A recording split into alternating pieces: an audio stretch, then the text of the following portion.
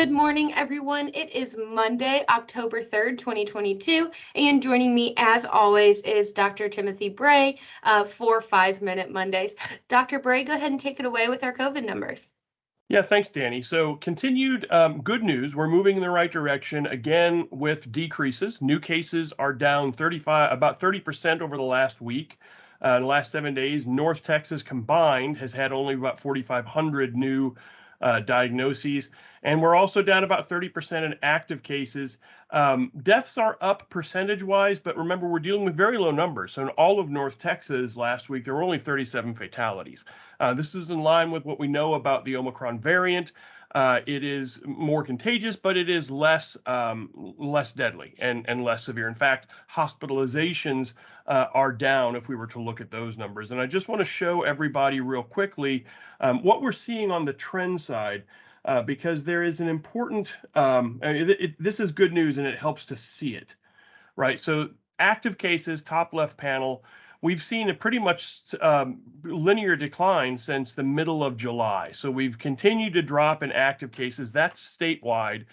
We see the same pattern in most of North Texas. So we see that pattern in Dallas County. We see that pattern in Collin County, where we have this decrease since mid-July. Now, that said, remember, we are rolling into holiday season. We're rolling into exposure season. Every year since COVID, we have had an increase in the virus starting around Halloween and then moving into Thanksgiving and then moving into Christmas and New Year's. So our real challenge will be to, again, remain vigilant, right?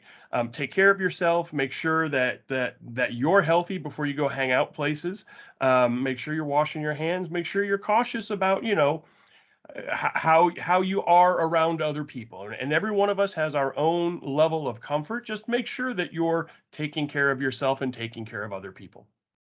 Thank you, Dr. Bray. And I know UT Southwestern has been forecasting possible spikes and everything like that with our data trends for these numbers. Do you have any updates on what UT Southwestern is portraying in the next month or so? Yeah, great question, Dani. So UT Southwestern has consistently over the last several updates been forecasting a potential for an increase in again in late October, early November. So it remains to be seen. Now, I would say if there's any solace in that, it's that the increase is not as steep as it has been in years past. Part of that is because what we know about Omicron.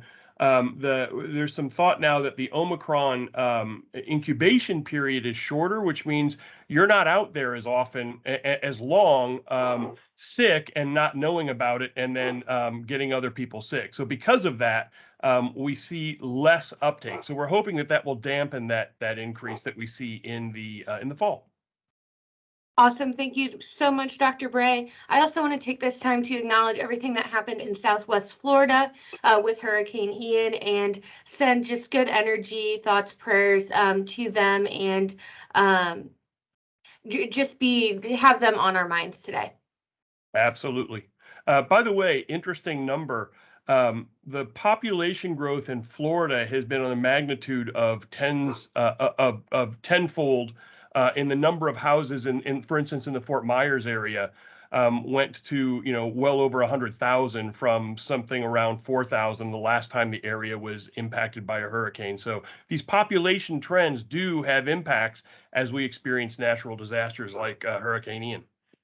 Absolutely. Thank you, Dr. Bray. And we can put some resources below to what we can do as Texans to help our friends in Southwest Florida. Fantastic. Thank you. Yep, we'll see you next week.